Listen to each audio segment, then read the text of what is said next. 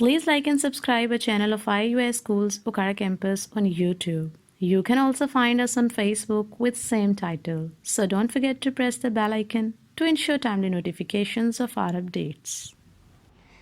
अस्सलामुअलैकुम। इसमें जवेरिया मिन जमातुल सित्ता अल जामुल कुल्तु हरूफ जारा हिजर रूफ तदाखिलु अलल अस्माई। Assalamu alaikum to everyone. Myself Adka Wasim from grade 6. Today me and my class will tell you about preposition. When a word comes before noun and pronoun is called preposition. For example, under, over, in, out, of, on are called preposition. Now let's move to Zoha and Javeria for further examples. अस्सलामुअलैकुम। इसमें ज़ोहा अना तालिबु फ़ी जमातिल सित्ता अल यौम लकल्तुल fill मिसाल अल हुरूफ Zara.